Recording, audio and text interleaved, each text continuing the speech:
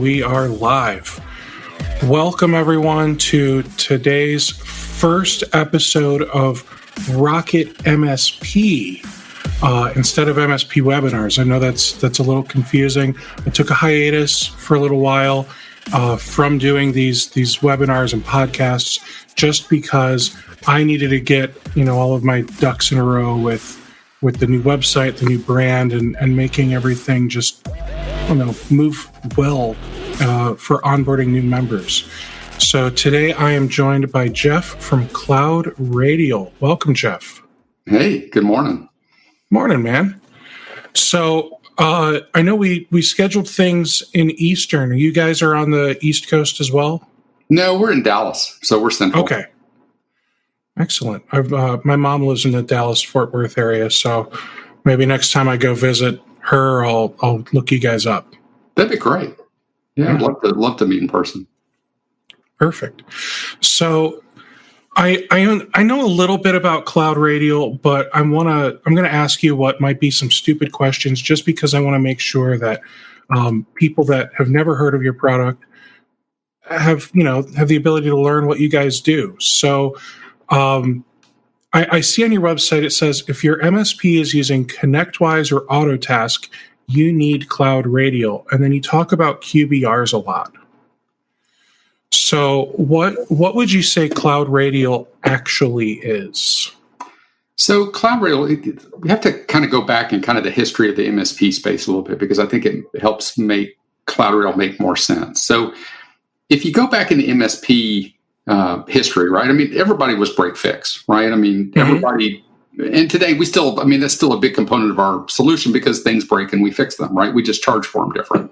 Absolutely. And the things that let us charge for them different are the RMM and the PSA.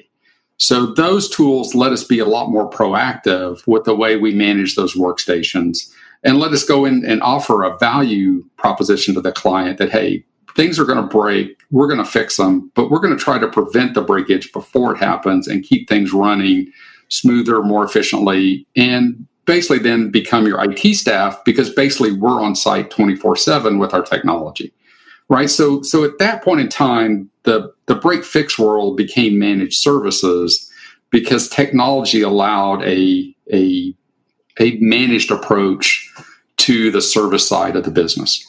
So then you look at the client relationship. So great, we have a client now in managed services, right? Now we have 3 clients. Now we have 20 clients. So now we need to have client relationships. We need to have account management. And so what happened in that space is things got broke fix again. So again, ticketing wasn't working or needed to be streamlined. People got a ticketing portal. If people needed a report for pre-sales, they got a pre-sales reporting tool. If they needed post-sales reporting, they got post-sales reporting. If they needed, access to Office 365, they gave their clients access to the admin center, right? If they needed charts and graphs, they gave them BrightGauge. If they needed warranty information, maybe they gave them Warranty Master. It's basically just this break-fix cycle. Something broke, they fixed it with a tool. It broke, they fixed it with a tool. But nothing of that is proactive, right? It's all reactive.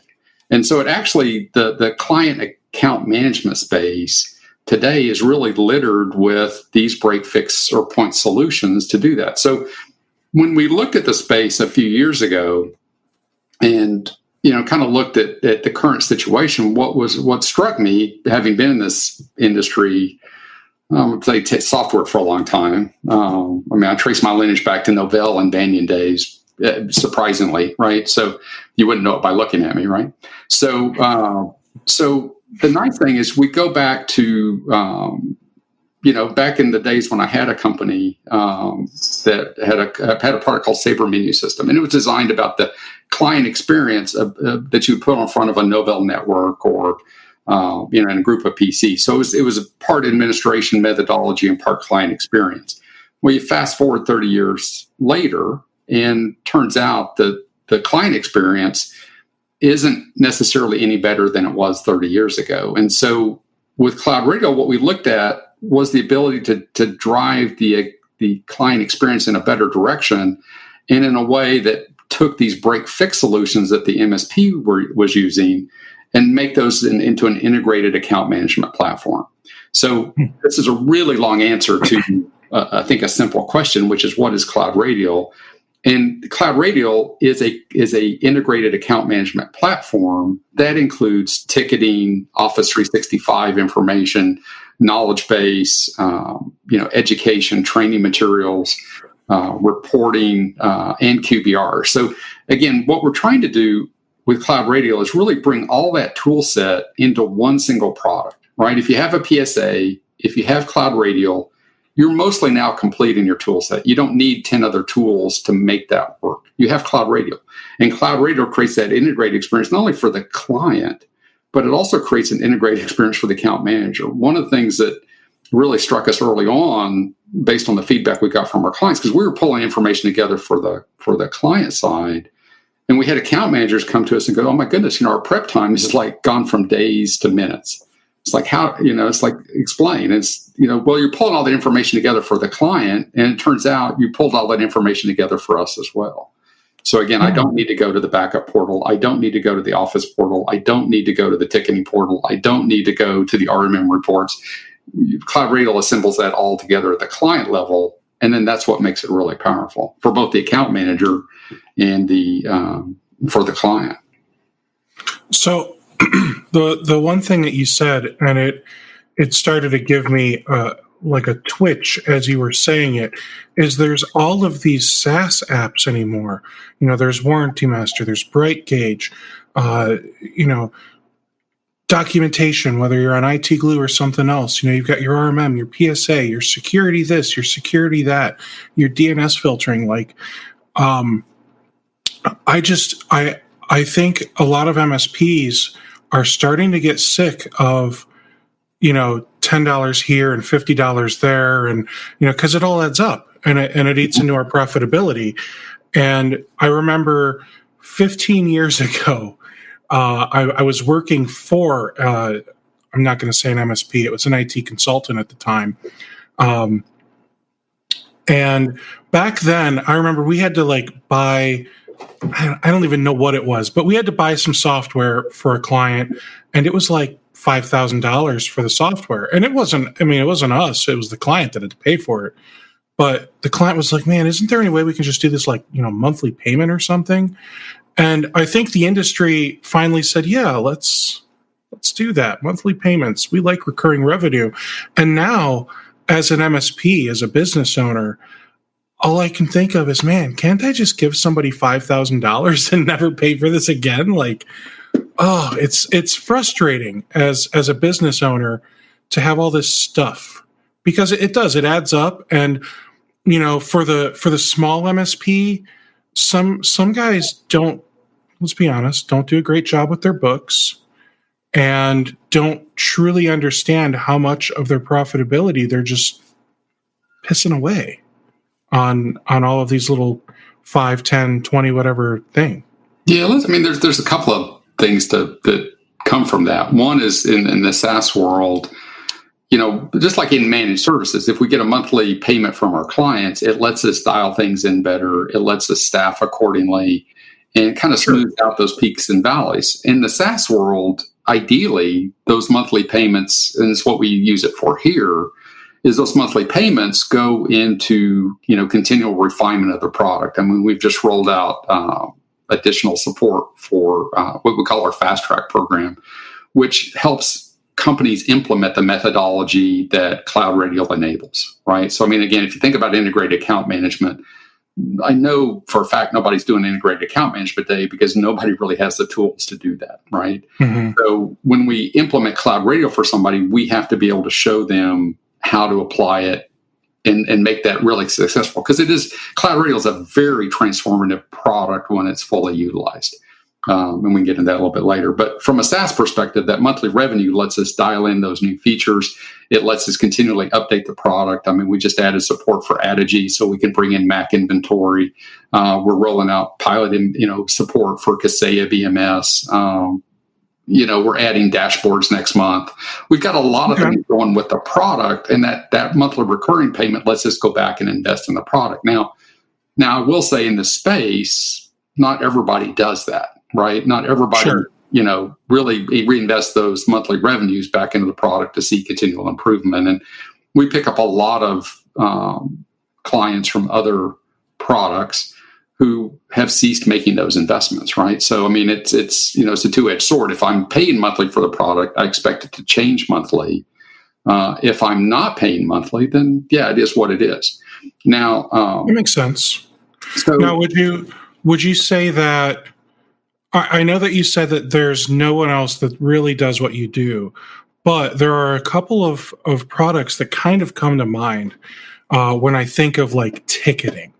There's and I'd like for you to compare, but I understand, we don't want you to bash them. Nobody wants to bash them. Everyone's got a great product, right? But, there's products out there like EnviroSoft. They've got their IT support panel. And then there's Desk Director. And I'm sure there's others that I'm not thinking of that all give our end users kind of that easier ticket portal than the one that Autotask and ConnectWise provide. Because let's be honest, those ticket portals, they're abysmal. Right. Right. The lack of quality in those products has spawned another industry, right?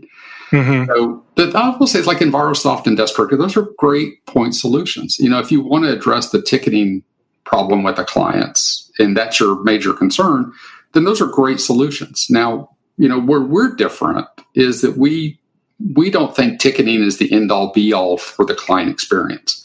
We think there's more than that, right? And so we're focused on building out our product to basically be robust for the end users, but also robust and informative for the people that pay the bills for the MSP.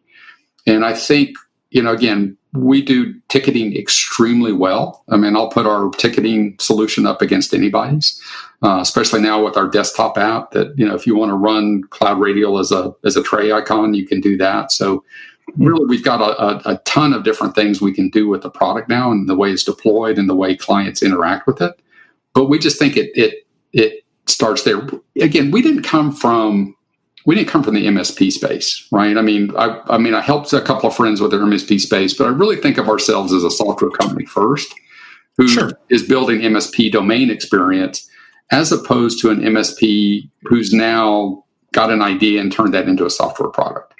So when we started this process, we didn't start talking to other MSPs. We started talking to clients. We talked to business owners. We talked to CFOs. We talked to office managers. We talked to them about what they wanted and what their concerns were with their MSP. So we started from the client side back. And what they told us when we asked them what they wanted from their ticketing portal, and this is kind of a good story, is that they told us they didn't want a ticketing portal, right? Basically that they didn't want tickets, right? They wanted their stuff to work. And so but if it did break, they wanted it done quickly, right?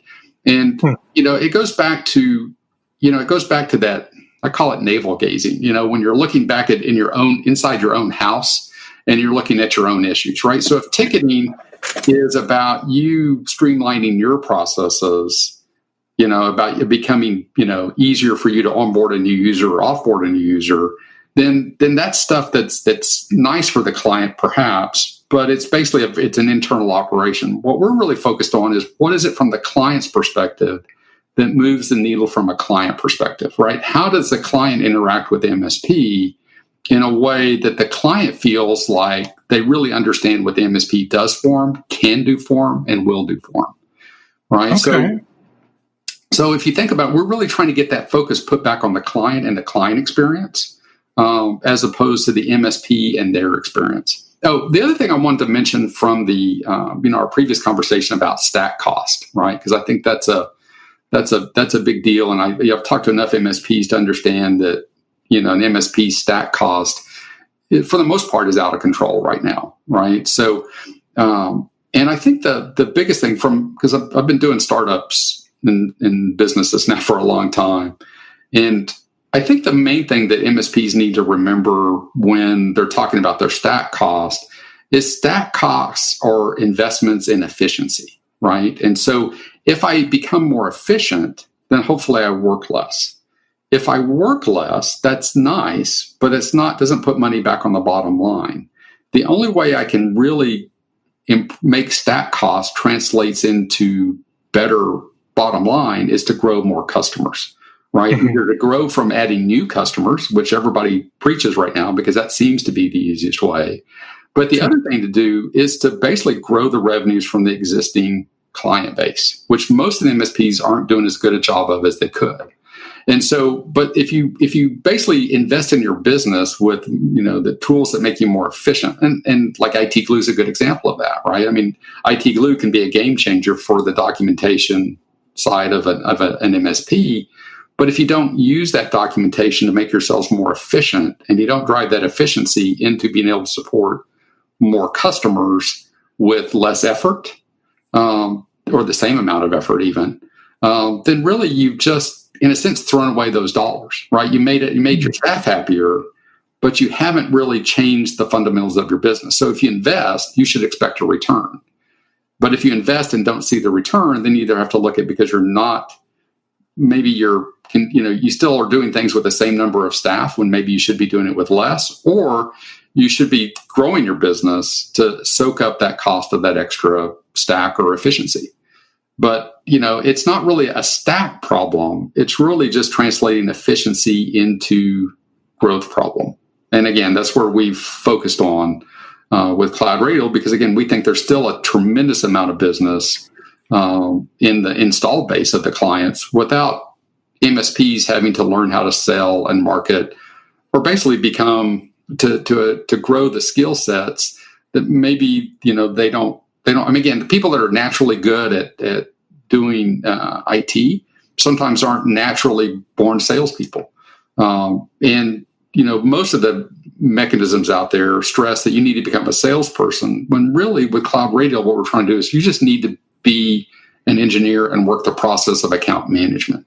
And that's going to help you grow your business too.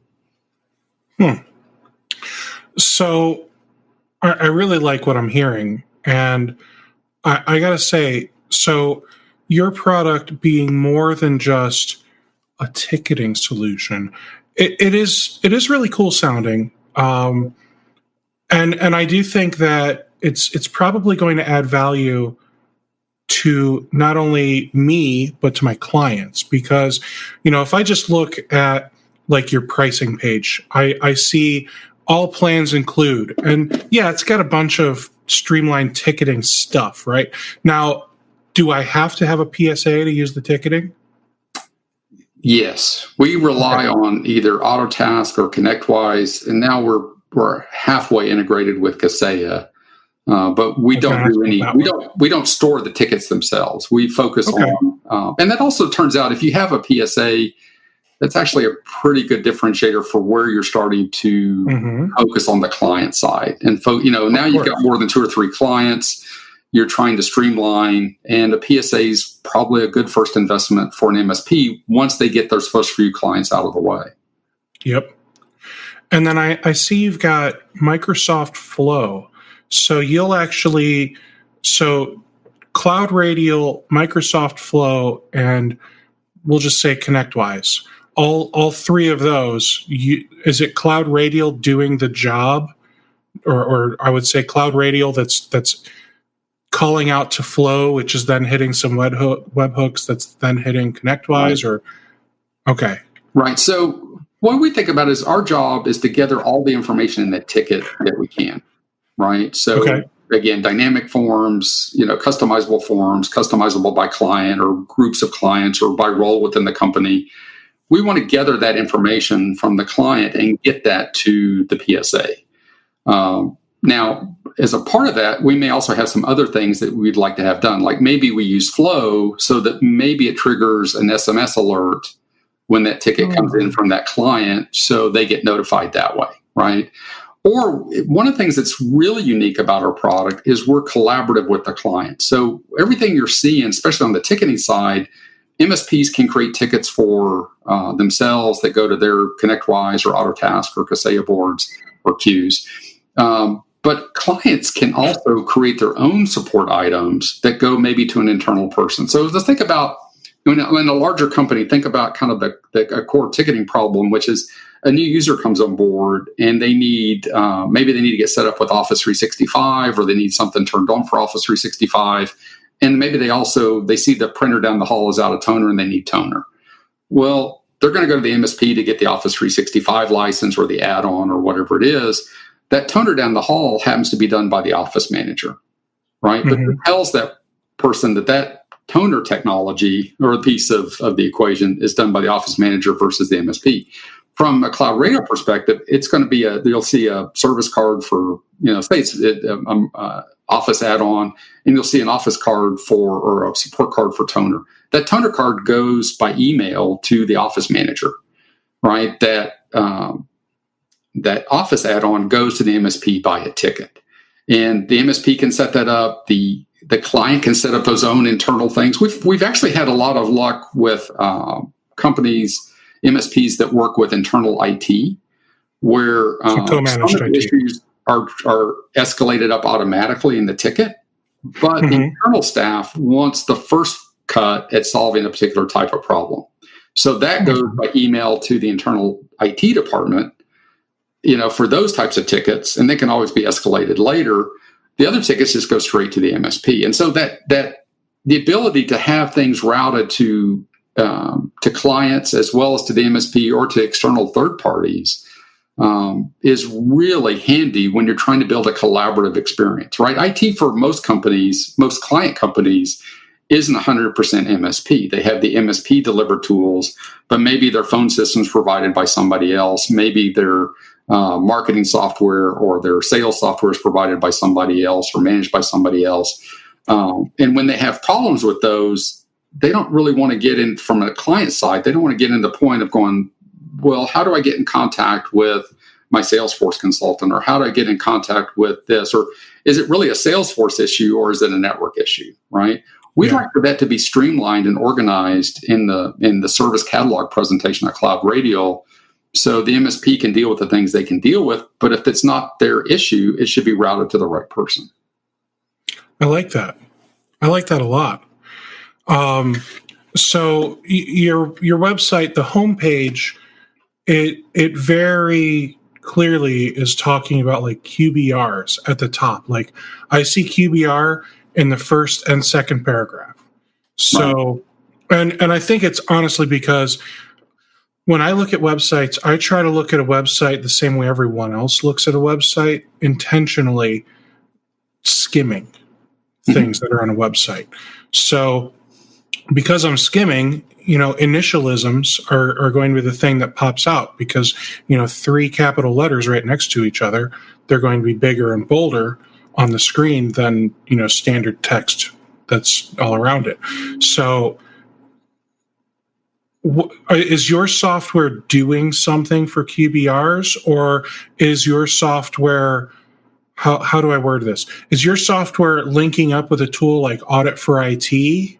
No, which people use? No, so your software, it's more like, well, we're taking the Office 365, we're taking the Warranty Master, we're taking all these sources of information, and as one of my colleagues would say, you're creating a single pane of glass or a single source of truth for MSPs and the clients to be looking at all of this information, because you integrate with so many different things. So that way, when we sit down with a client to do a QBR, we're literally just kind of looking through different screens of CloudRadial based on whatever's integrated.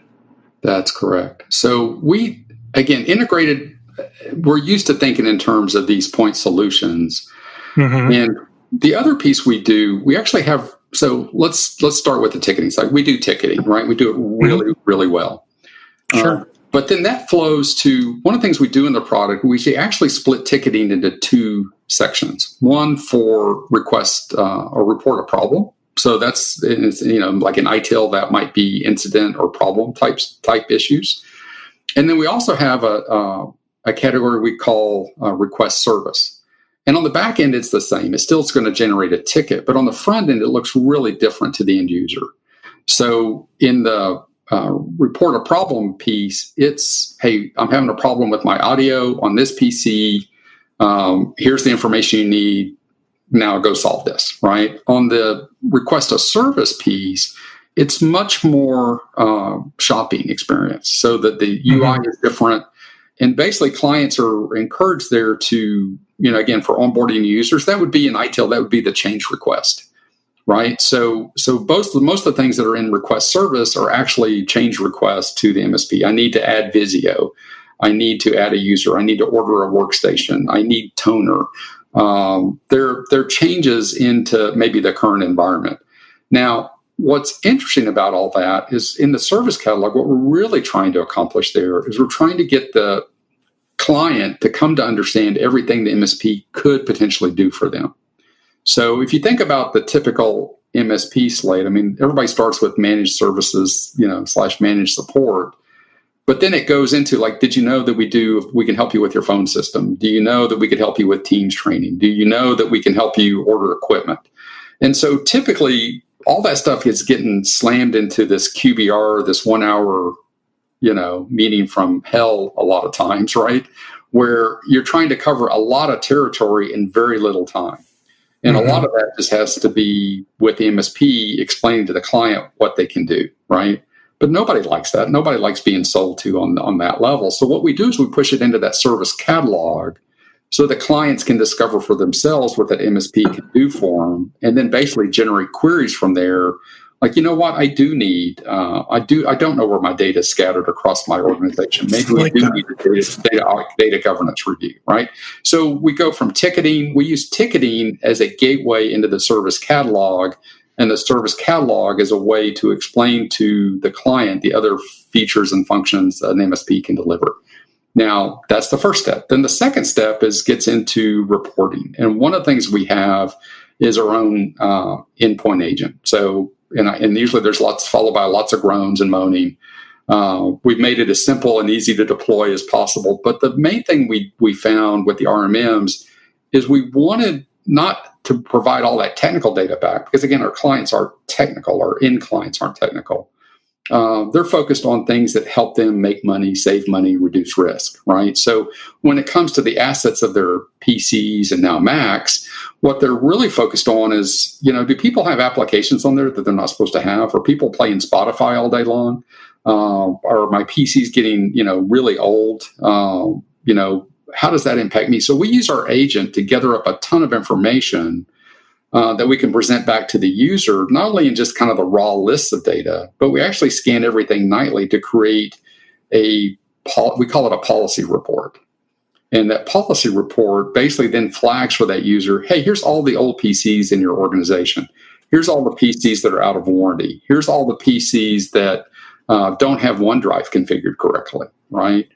Now, does that agent need like Warranty Master or something else to provide some of that information? We will pull, so the way that works is we'll pull Dell and Lenovo information directly.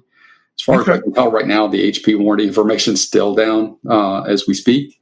But then if we don't find it from Dell or Lenovo, then we'll go to ConnectWise or Autotask and get the warranty information from there. So if they have Warranty Master updating those systems, then we'll pull it from there and we'll integrate with Warranty Master just fine. But if you're strictly a Dell or Lenovo shop, then we're going to pull most of that warranty information for you automatically. That's pretty great. So that helps us cut down on, if someone were to say, well, I'm a 100% Dell shop just because I love their Pro Support Plus service plans. So, that's great. Now I don't have to pay for Warranty Master anymore because you're going to pull all this information for me.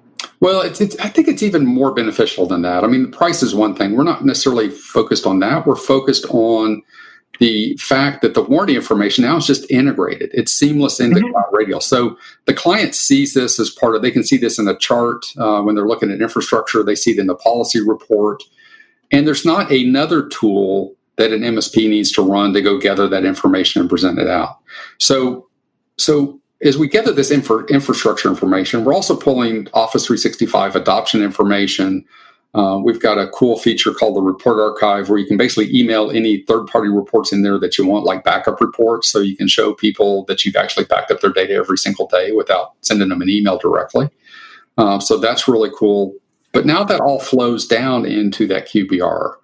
And nice. What we'd really like to do, and you can do that through a PDF report, through online charts, all kinds of cool ways to present. We actually roll that into a planner view so that people or an account manager can show the client what that next 12 months looks like, what they recommend, what they have going forward. And they can pull that data from CloudRadial or add their own things or create their own product catalog, which is really what we push, so that they can start selling their own services through that planner. And it's a very, people have seen planners like with Microsoft Planner and other tools out there. Mm-hmm. We're unique in that we're trying to raise the level of the conversation. One of the things we found with other competitors is they basically lower the conversation with the client. They start talking about firewalls or AV, or they talk about old Cisco switches or whatever, right? I mean, the client at the end of the day is paying for security, they're paying for productivity, they're paying for collaboration. They're not paying for Sophos, right? That's not the way the client thinks about it. They're not paying for They don't care how the watch is made. They just want to know what time it is. Right, exactly. I tell people that all the time. Right. And I got to say, I'm just looking at some screenshots here. And for those of you that are wondering, you can go to CloudRadial, RADIAL.com. And I clicked on, I even love how you've named this stuff. So if we go to features and VCIO account planner, you've got the account roadmap. It sounds like that's what you're talking about with the planner. And I love that it's got this like card view. It even looks like you can easily just grab these and like drag it and drop it to a different quarter and whatever else. And this is just, it reminds me of, I can't think of the name of that like project management tool everyone uses now. There's even like a free version. Yeah, Trello. Yeah. So like it reminds me of that, where, it's just got, Q4 hardware refresh, 10 systems, $14,000. There you go. It's just priority is medium, status is proposed. It's like real simple, short, to the point on all these little cards that, and it also looks like there's all these recommended cards, and then the Q1 through 4, that might be either ones that the client, like maybe you're sitting down with the client in the QBR and you guys are like working together to drag these things from recommended to the different quarters so they can say, okay, yeah, we should do this and we'll do it this time frame. That way we've got the budget for it. Is that kind of what you're envisioning? That's exactly it. And the nice thing is what we're going to do is we're going to automate everything up until that card presentation. So we're going to gather the information from the agents. We're going to gather the information from Office 365, from your other reports. We're going to pull that data. So the client's going to have that every single day. One of the things we found in the QBRs in talking to MSPs is that the QBR typically is in 3 parts, right? The first part is you're trying to resell the value of the MSP, right? You're trying to explain to them through status reports and some other stuff what you've done. And I think this kind of goes to one of the fundamental issues with an MSP relationship is if I pay my electric bill, I've seen the power on all month, right? And so I know what the power company delivered. If I pay my MSP bill, I have no idea what they did. Maybe they answered 3 tickets, point. Right? So I paid $2,500 or $5,000 that month. And I heard in the office that they answered that people were talking about a problem and they fixed it. So I know that maybe they solved 3 tickets and I paid $2,500. That's a lot of money per ticket, right? But that really is. But during that time, the MSP has also managed the backup every single day, managed Office every single day, managed security every day, handled alerts. They've done a lot of work. The client doesn't really want to see what they do, but they want to know that the MSP is doing something for them. And that's such a catch-22 because the client doesn't understand it. Therefore, they don't care to see all of this stuff that you're doing. But at the same time, because they don't see it, they don't see the value in what they're paying you for. Right. It's so insane how that works. So just, and I keep looking at more and more pages on your site while we're chatting. And like, I just keep seeing more and more screens that you and the client can look at either on their own or together to really show that value. Like the fact that you have, And I'm gonna need some help here on this one. So I see that you've got an Office 365 section. Is this actually giving me or the client the ability to make changes to Office 365? Not yet. Okay, that's on the. Is that kind of on your roadmap? It's kind of on the roadmap, right? Okay. So Okay. So again, if you think about Office 365 and that relationship, we see it's more complicated than just being able to add a license. But the bottom line is we want the client to feel like they're in control and feel like they're smart for having chosen the MSP. And, when the MSP doesn't, or gives them complicated reports they don't understand, or tells them about, Cisco switches or Sophos antivirus, it's not like that's not relevant, but the client doesn't necessarily understand that. The things that make the client feel smart is knowing that all of their PCs are up to standards, or knowing that somebody's watching this stuff every single day, because they sure aren't, right? So if we can show that through the portal, through CloudRadial, hey, here's your inventory. This is what's happening today. This is the applications that are on there. This is the stuff. Here's what's being used. Oh, by the way, here's data governance issues we found. Here's compliance issues we found. If you're worried about data security, here's some issues. Here's all the information we've done on backup. Not that the clients are going to look at that every single day. I mean, we have, for example, we have, our portal with AT&T or Verizon, and I can go into any one of those and I can see how many minutes I've used. I can see what my charges are. If I worry about the bill, I can always dig deeper and find out what's going on, right? In the MSP world, we wait to that quarterly review or maybe the annual review to kind of see that data, because it's not online. And so if you look at this, so again, let's go back to the QBR structure. First third of that is just reselling the value, because I haven't been able to do that, right? Because we've been hidden and in the dark, right? So now we're surfacing all that, becoming more transparent. And what we're trying to do with CloudRadial is basically blow out the first 30 minutes of that QBR on the value resale, because now the client has it every single day, right? So again, I'm going to get an hour, maybe an hour tops, maybe a little bit more with my client FaceTime. I don't want to waste that in 30 minutes just recounting the fact that we've done what we said we were going to do, right? They should be able to prove that every single day. Then the second part of that QBR is really, we call it a listening phase. But for the most part, most MSPs go in there with their minds, they can only solve so many problems, right? Sure. And so what we've also done now is through that service catalog we talked about earlier, we've actually eliminated a lot of that need to go back through for the MSP to review everything they could do for that client, right? So we've kind of blown that part of the QBR away, because they can order that stuff anytime from the service catalog. So now we get to that last part of the QBR, which is really where we get into listen, understand, and trying to see where the client's going, right? Because hopefully we've handled add changes and requests through the portal. We've handled, virus issues throughout the quarter. We've handled all the stuff we needed to throughout the quarter. When we're now face to face with that client, we can use that whole hour focused on where that client's going and how we can help them, again, make money, save money, reduce risk. So again, can we help them better implement Teams? Can we better help them with a cloud PBX solution?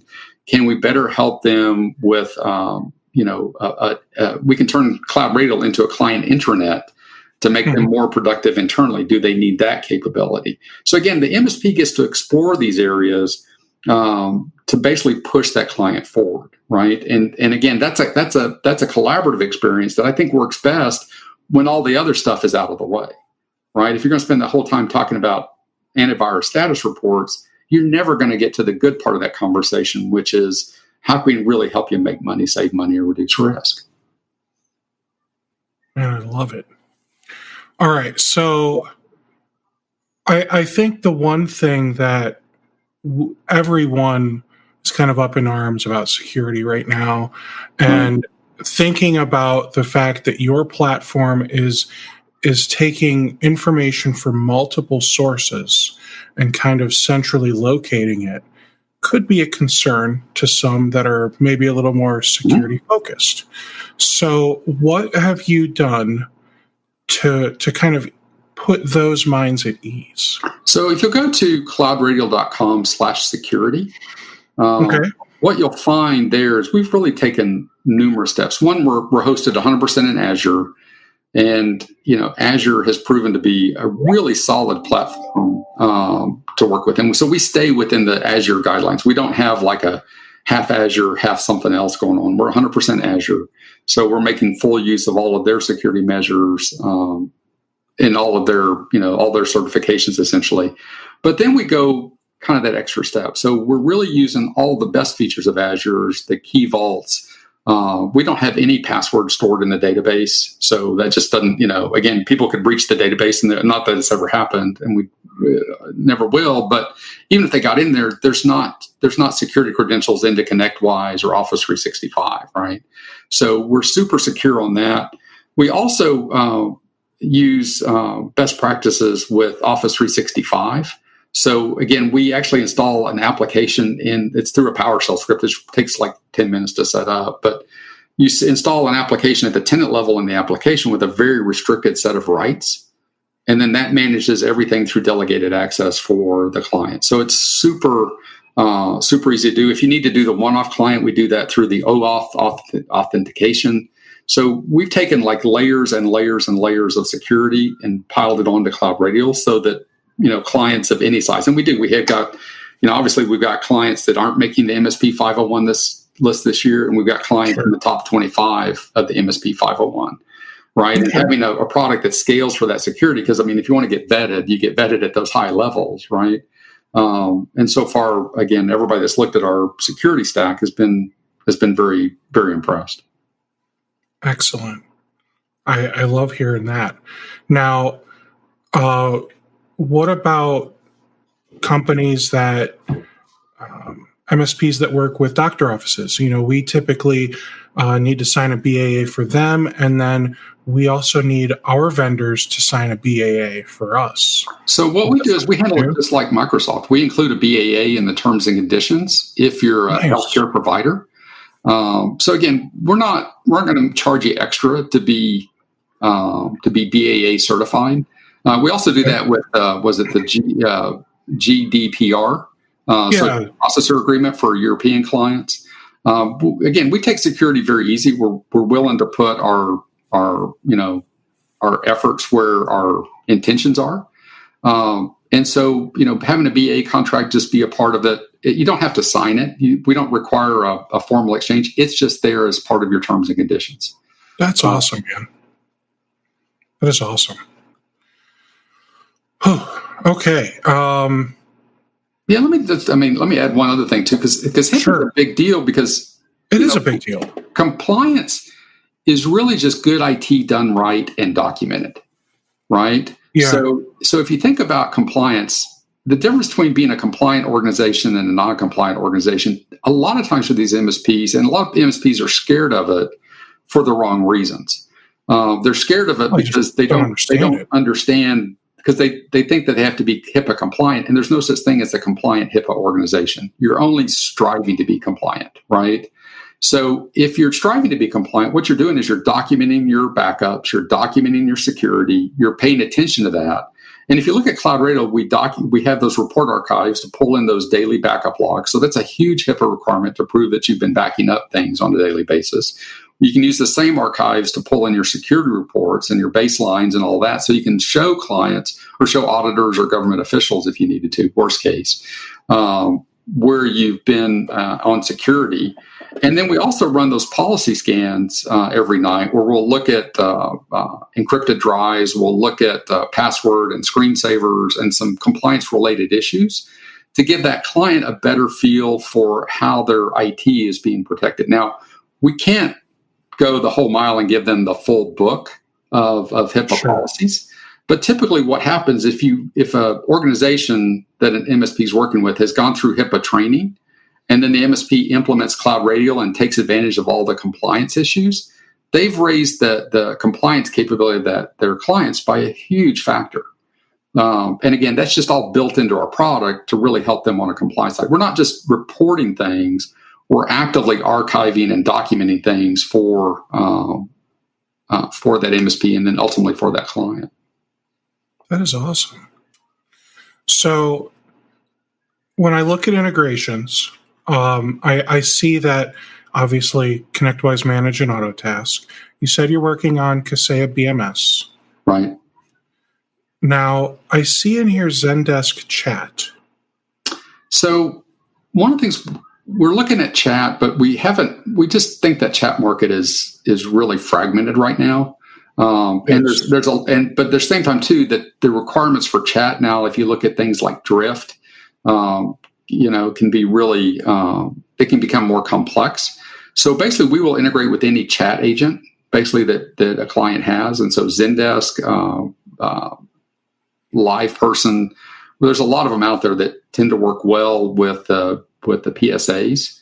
And so basically we'll just pull those in, and those will drop in as, chat icons in the lower right corner, like, any other system. Nice. Because I was going to say, I see Chat Assist on here as well, which is the ConnectWise one. Right. For that one, we actually put an icon up at the top. So there'll be a little pair of headphones up there so they can just click and go into the web-based Chat Assist. So why did you opt to do Zendesk Chat, but not Zendesk Ticketing? Just market. Again, we're looking at the MSP size. And again, if you've got a couple of clients, if you're just getting started out, what we term the emerging MSP, then basically start cheap. Don't put all your money into ConnectWise or Autotask. You may not even need Zendesk up front. Just make sure that you've got a support email address, right? Get those first clients on board, build your expertise, and then when efficiency starts breaking, that's when you invest in the PSA. And typically, people will have their PSA for a while. Maybe they get to 5 or 10 clients, and then what happens is client management starts becoming an issue, right? So again, when I've got 6 clients, I can talk to them every single day. But now when I've got 6 clients going to 7, 8, 9, and each new client is an onboarding experience, and maybe I'm going to be out of the office for 2 weeks doing the onboarding, now my account management's going to suffer. And so that's a good time to start looking at CloudRadial when you can't talk to clients the way you would normally. Well, I mean, it will help before that, but I don't recommend small MSPs, emerging MSPs, put their money into CloudRadial, really any stack, except maybe, an RMM. Okay, good.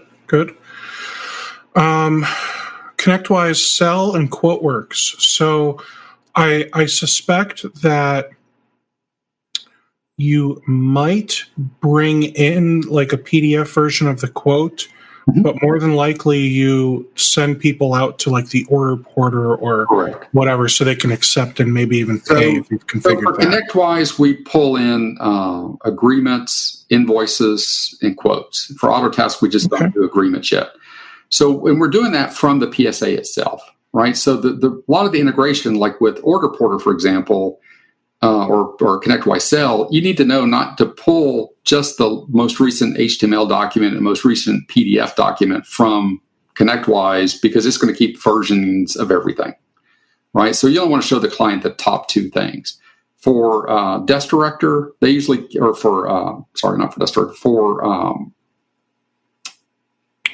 QuoteWorks. Yeah, there we go. For QuoteWorks, they're going to focus on maybe everything. You want to pull everything over from QuoteWorks because you might have attachments and some other stuff. So again, as we know what system we're integrating with, we know we can be a lot smarter about what we pull from that PSA. Okay. And where you see the quote, again, we don't want to get in the way of the quotes. We want to, basically the small quote should just be done through the service catalog. Because you can use that, if you're just going to order a mouse or a Visio add-on, you don't need to do a quote through QuoteWorks to go do that, or through ConnectWise Sell. It should just be you should be able to go through the service catalog. When you're doing the quotes, use the email flow, use the existing flows, but then historically, this is where it becomes really valuable. So the client can see either what they rejected or what they accepted, so they can go back and order again, or again, have a historical perspective about what they're doing with that MSP. Again, why not be transparent with that information when that's kind of what every other vendor would do with us, right? Absolutely. Now, just scrolling through ConnectWise and WiseSync. So I suspect you're making it so that way the end users that I give permission can see like you said, agreements for ConnectWise, but also invoices that we send out. They see invoices. Now, we don't do any payment issues. So basically what we do is on the invoices page, we'll give them a one-click single sign-on into Connect Booster or WisePay. And so again, once you log into CloudRadial, you can do that with your Office 365 credentials or an email token or G Suite. Once you log in there, because there's no password necessarily with CloudRadial. So again, from an MSP perspective, it's not another password they have to manage for their client. But once they're in there, if they've got that set up, then it's one-click access onto Connect Booster or WisePay. So again, no extra passwords for the client. Oh, that's fantastic. And then I know you mentioned earlier that you integrate with Avik, and I suspect, again, that's just like reporting on what's already in Avik's dashboard. You're just kind of taking that networks and devices and show that up to the client. It's a little confusing from a client perspective, but it really does help the client go like, oh, they know what they're doing, right? And the same with IT Glue. You're just pulling that information, the relevant information, right? Yeah. We had to work on that a lot because IT Glue is not the best at sharing out, but we can basically make it. We can keep the client in the same experience, so they're not bouncing between a CloudRadial dashboard and an IT Glue dashboard. That's great. Okay. And then we already talked about Office 365. So your feature set, I'd say, is really strong. And one thing that one of my members said he loves using CloudRadial. I just assigned, he's in one of the peer groups, and I assigned homework to everyone, and it was to get an onboarding process for new end users. So if a client hires somebody, we need an onboarding process for that person. And I don't even care if you just scribble something on paper. I just want you to start working on like a questionnaire. And the one guy, Ian, he's in Victoria, British Columbia. And he said, you know what? I just did it all on CloudRadial. He showed us, he's got like, drop downs and short fields, long fields, everything that you could possibly need. He's asking first name, last name, preferred email address. So like typically they might do first initial last name or first name, last name. Well, what if there's two guys with the same name or, whatever, right? So it's got that. He was asking for like what department are they in, so he could assign people to the correct security groups, so that way they have access to the appropriate shared folders, things like that. What printers do they need? Do they need a new computer? Are they taking over for somebody else? So he was able to ask all of those questions in this onboarding thing. And wouldn't you know that questionnaire is a ticket? It's creating a ticket, and it's just filling everything out. And he absolutely loved it. He said, Steve, if you give me more homework like this. So I really appreciate when guys are able to not only take my homework, but like take it all the way to completion. And then he was saying, well, this one client, I probably get 3 or 4 of these requests a week. So I may build a form specifically for this one client, while all the other clients might just have a more generic form. Mm-hmm. And I'm like, that's, man, good for you, Ian. He's killing it, man. Yeah, the thing that I know who you're talking about. And it is a neat case because, again, those things can be very complicated. Now, we've got one client who's an attorney, or they specialize in the legal firm, sorry.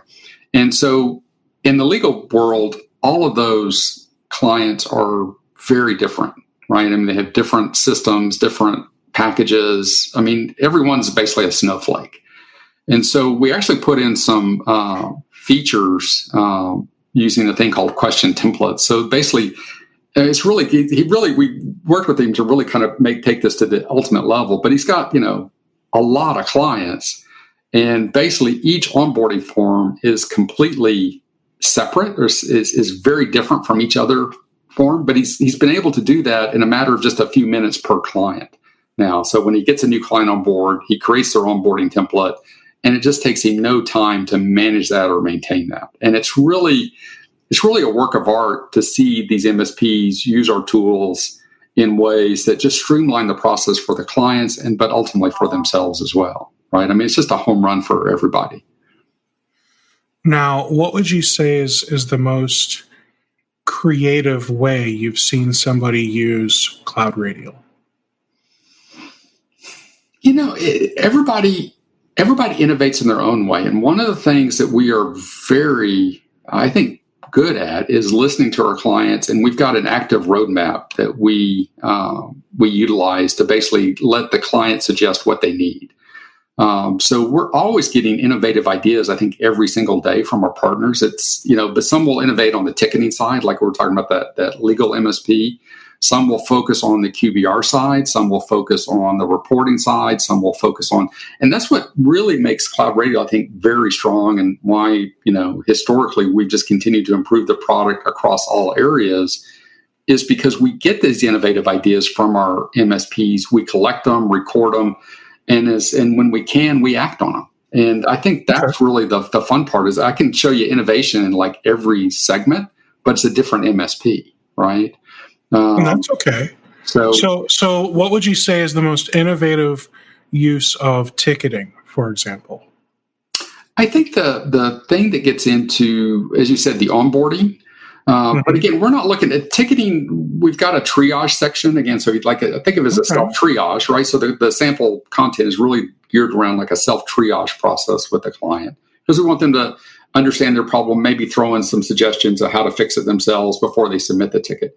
But I think the interesting part, what I'm most happy about, is the way a lot of the partners have embraced that service catalog, that request a service piece. Because again, those are tickets, like you say, the onboarding, right? So they'll use the onboarding form. That's a request a service. And so they can really dial that in. But all that client's going to onboard that client, they're also having to go past, think about it like billboards.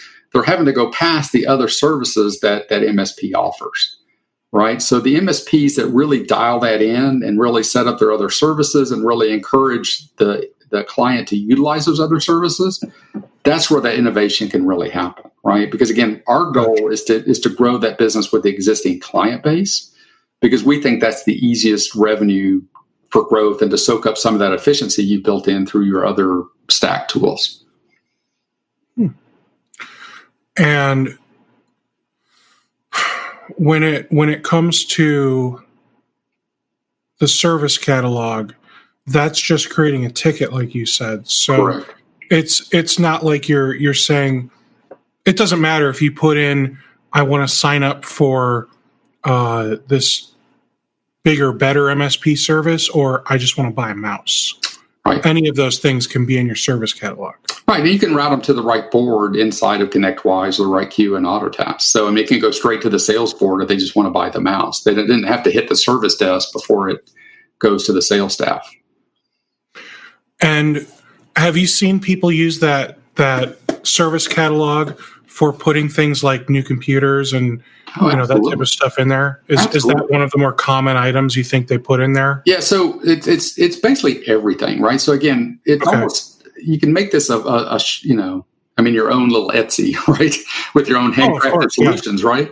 And so you can either and again, they could request a PC, and that could be, hey, here's priced, here's the configuration of it, just sign here, have it go through the workflow approval so that your manager signs off on it, which we can handle internally through CloudRadial. Now, when the client gets it, it's already pre-spec'd out, it's ready to go, it's priced, it's approved, and the MSPs just, all they got to do is procure it and deliver it, right? You can also set it up where they order that PC, they can ask some basic questions, then that could go to the sales staff so that they can then turn around and dig into more detail and actually prepare a formal quote. So again, once that ticket flexibility can either be it's done, it's ready to go, or it's teed up and it's ready for completion. I love it. So is there anything else that you think people should know about you or about CloudRadial? No, I mean, there's a lot of stuff on our site. I think what we hear a lot of during our demos is the word wow, right? Because they came in expecting something for QBRs or something for ticketing, and then we show them this whole methodology that backs up the product and the richness of solution. And then that we kind of get that wow expression. But the thing that I think is most interesting, the thing I'm most proud of lately is our efforts around the fast track program that we have. So again, it's $495. It starts off, but it's 4 1-hour sessions we'll spend with the client or the MSP to help them understand how to deploy CloudRadial and how to basically upgrade their whole account management process. Right? If you look at the way most account management is done today, it's you print a bunch of reports, you put them in a folder, and you take them to the client, and you hope that some good comes out of that. And if you've got 3 account managers in your business, then those are probably being done 3 different ways. And with CloudRadial, there's a methodology behind that, so it's scalable, it's efficient, it's consistent across clients. And I think the important piece there is being able to take clients or MSPs that, as you said, they're not onboarding today. But if you take them from the onboarding all the way through to the QBR, where they feel confident going into that client as to what they're doing and how to present it, it's a real game changer in the way that they'll work with their existing client base. That's incredible, man. I love it. Now, I've got to ask the tough question. Okay. Why do we need a person to go through the fast track? Like, why couldn't we just watch some videos on your YouTube? We can, but it's a process of discovery and learning, right? And so one of the things we do is we don't, the guy that runs our fast track program right now has got years of experience in the MSP space, MSP communication. And there's an issue about going through stuff unassisted. Right, you just miss the subtle points. You miss like the big picture sometimes. We sign people up straight to trial, for example. They sign up for a trial, they get a tenant provisioned, and they get a login, and they get in there, and the first thing that happens is they're lost, right? Because it happens a lot because there's just so much the product can do, and they don't necessarily know where to start. So, we have a free onboarding. We help them get things connected. We help them get oriented. We help get them on a good path so they understand what the product does. But this onboarding piece, this fast track piece, you can do it with videos, but again, time is usually the biggest challenge for an MSP. And we found if we can schedule 4 1-hour sessions with the MSP, then it'll actually get done. If we tell them that they can do it anytime they want and watch these videos at will, they might have the product for 5 or 6 months before they have the time to go back and do that, right? And so we've actually found it to be cheaper if we charge them and schedule them up front than if we just let them run for 6 months without using the product. So, but the fast track is optional, right? It is optional. We'll probably make it required because it just works so much better for that MSP. We haven't had anybody go through it that has been dissatisfied with it. I mean, if they were, we'd just refund the money.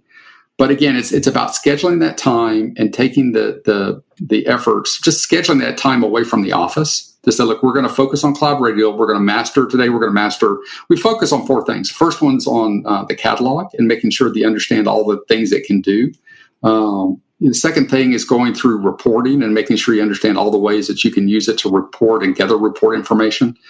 The third part is on QBRs and helping you understand how to use now this automated planner and all these automated tools to help drive that process more effectively. And then the last lesson is on communications. We've actually built out email daily digest. We integrate with MailChimp. We're beta testing broadcast features. We've got a lot of things there that are in the communication side that most people, like in this conversation, will never get to, but are extremely valuable. I mean, think about the issue like with coronavirus or working from home. This is an opportunity for MSPs to go out and say, look, we can help you with Teams. We can help you implement Office 365. Microsoft's got free E1 licenses for clients now to help, support that work at home effort. There's a lot of things the MSP could do around marketing to help show their clients that they're there prepared, or the fact they're already pre-prepared for it because they already have Office 365 and Teams and they're more mobile enabled than they ever thought, right? The problem is when they go to do that email blast, they've got that list maybe it's in Office 365, but all those email addresses are scattered in all those tenants. They've got ConnectWise or they got Autotask, and all those leads are getting old and stale because they haven't been grooming that list properly. So when they go to try to figure out that email blast to send to all their clients, by the time they figure that out and get the list all scrubbed and ready to send through MailChimp or HubSpot or whatever it is, coronavirus may already be over, right? So what we're doing is we're actually syncing stuff daily between Office 365 and the PSA, so we can try to keep that stuff in sync. We can help them groom the list. We can help them clean up that list, all throughout and all facilitating that communications aspect, which is basically, in-house marketing, right? Their house list. I mean, most clients just don't have a solid way to communicate to existing clients. A lot of times it's easier to do a MailChimp blast to new clients than it is to existing clients. And CloudRadial really does fix that. I like it. Now, you brought up coronavirus, and you opened up that can of worms. Okay. All right. So I find coronavirus interesting because I feel like there's really two sides to where, oh my gosh, the camera is not as wide as I thought it was. There's two sides on the spectrum. And I don't feel like many people are in the middle or in what I would call educated section. Okay. There's either the people that think that it's all a conspiracy or a hoax and that there's nothing to worry about. Nobody in Ohio is going to get the coronavirus. And why is Starbucks no longer refilling my refillable cup? This is BS. And then there's the other side where people are like, oh my gosh, it's the end of the world. We're all going to get coronavirus. It's the new Black Plague, like just mass hysteria. And I understand why businesses would want to have their people work from home. The coronavirus is, I've done some research on it just because, I'm the guy that I'd rather do a little bit of research before I start spreading all the memes and everything else on Facebook and all that, right? So coronavirus is a virus. So there's not like an antibiotic that will fix it. They don't have a vaccine yet, but they're working on one. It is similar to the flu, which is a virus. It's also similar to the flu in the fact that it's not killing most of the people that get it. It sucks for, a couple weeks and then you're done. It's past, you're over it.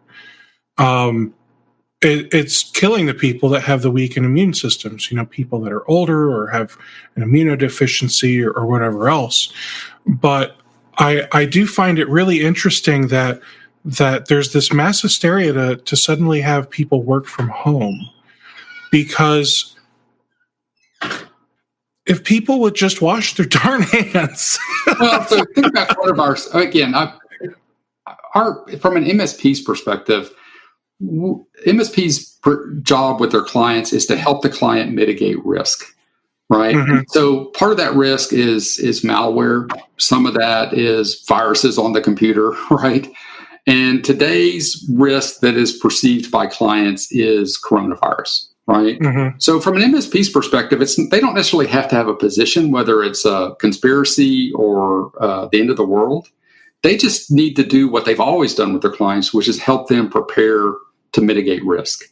And the way that the MSP can do that today, if the client wants to take advantage of it and follow advice, is, again, they can implement the measures like work from home. They can basically use the technologies that they've probably enabled their clients with already with 365, but maybe haven't fully trained on or fully deployed or implemented, and use this opportunity to go back and further educate their clients on how to use the technologies they have to mitigate the risk to their business. Now, they do the same thing with phishing, simulated phishing attacks. They do the same thing with putting antivirus on workstations. They're there trying to educate, train, and basically help clients prevent threats to their business. And right now, if the client, it's not really up to the MSP to determine whether coronavirus is important or not. It's up to the client to decide whether that's important to their business And then it's up to the MSP to respond to that with a proactive plan for how to mitigate that risk or to help mitigate that risk for the business. So for an MSP, they're well trained in this crisis response mode, or at least they should be. And the coronavirus should be something that, hey, we're ready. We know this is a threat out there. We have a plan for how to address that because we're your virtual CIO or your CIO. And this is what we recommend. If you want to go down this path, we're ready. Right. And again, so and most MSPs probably already think that. Is the question is like, how do they communicate that to their clients, through email or through some other mechanism when that email list isn't clean and pristine, right? And that's the problem. That's not having a good communications or account management strategy. That's the penalty for not having that in place, is that you miss these opportunities to take your clients either to another level or to just show your clients that you're fully prepared and have fully prepared them to handle this threat. I would say that you have the perfect outlook to this. Truly. You do. Jeff, I really appreciate you popping on here and just taking time out of your day to do this with me, man. No, I appreciate it. It's very enjoyable. So, and do let me know when you're in Dallas, because I'd love to get together and talk more about some of these issues. And I'd like to understand better. We're always researching. We never don't research. And as many MSPs as you talk to, you've got insights that we don't have, and we're always looking for, ideas to push our product forward, but just to create value for that MSP. If you see by our pricing, we're not totally into the money piece, where our product is very inexpensive for all the things that it does. It really is, all things considered. If you look at what other QBR tools do for about the same price, and the fact that yours actually brings the data in, whereas the others, you have to sign up and then run reports on all the things and then manually punch this data into all these other QBR tools, unless you're using something like, oh, great, I lost it. Oh, Kaseya bought it. That one that run. Yeah, Rapid Fire. Thank you. I don't know. So, if you're using Rapid Fire, then it brings all the data in for you. But then you got to go through the reports and sanitize the reports so that way they make sense to the end user. Well, this is really the best of both worlds. Yeah, we're trying to stream it because a lot of times we use FUD and have used FUD a lot, right? Fear, uncertainty, and doubt, right? So, if I could show them a big Rapid Fire report that has lots of red in it, my client doesn't understand it, but they see the red and it causes fear, uncertainty, and doubt, right? So maybe they take an action, they sign up with me, whatever. So Rapid Fire is great about creating that uncertainty. But at the bottom line, at the end of the day, it's oftentimes to the client, it's just data and noise. And so again, data and noise isn't necessarily by itself actionable. And so what we're trying to do at CloudRadial is basically pull the reports together, similar to Rapid Fire, but then pull it together in a way that actually helps the client make a decision and become a better client for that MSP. That's so great. Well, I want everyone to know that if you are interested in checking out CloudRadial, you can go to cloudradial.com. Again, that's RADIAL. And up in the top right, there's a start free trial. You get 2 weeks to try the product out. During that 2 weeks, what do they get? Basically the same as the CloudRadial 500, or is there any limit? No, there's no limitations on it at all. What they do get is, it starts with a setup guide, but we really try to get them into an onboarding as quickly as possible. And a 31-hour session to help them dial it in, understand what it's doing, and kind of get that core concept down. Because again, we want them, the trial, there's too much in the product now to really implement it in the trial, right? So you want to use that 2 weeks to really kind of come to grips with what it does, understand what it could do for your business, help sell your other teammates on the product. And then from there, we want you to have a good, clear proof of concept that it's going to work for your business. And then from there, then we get them into the fast track, and then we really go into the education. But the $495, because we see a lot of stuff in this space where the $495 is like a sign-up tax, right? Hey, you want to sign up, so we're going to charge you we're going to charge this onboarding fee, and we're going to wait the time for 4 hours. We've really thought it through. We've got a very comprehensive flow chart about how to implement. And again, everybody that's gone through that is really positive about it. So again, what we're focused on is getting that trial to proof of concept. And then once you sign off on the proof of concept, really moving you into the process so that you can really implement CloudRadial quickly and see those benefits faster. Awesome. Very good. I think if it's all right with you, what I'll probably end up doing is I'll sign up for a trial, and I may even kind of show people, here's what it looks like. I'll sign up and just kind of poke around and show people on a separate video. That'd be great. And again, go through the onboarding, schedule that onboarding too, and then it'll probably be me. So I'll help you get it all dialed in and hooked up to your existing systems, and let you see kind of, up close what you can see in the screenshots. Everything in the screenshots is actually backed up by real features and solutions. And even the website now is a little out of date because we keep adding stuff to the product. So that's a good problem to have. It's a nice problem. It's a great problem to have. So, all right. Well, hey, if any of you guys are interested in learning more, definitely go to cloudradial.com. For those of you that are interested in taking your MSP to the next level, you can also check out RocketMSP.io, and you can join the Rocket MSP community. Thank you so much, Jeff. Thank you so much for everyone that watched, and I'll see you all at the next video. Thanks, Steve. Enjoyed it.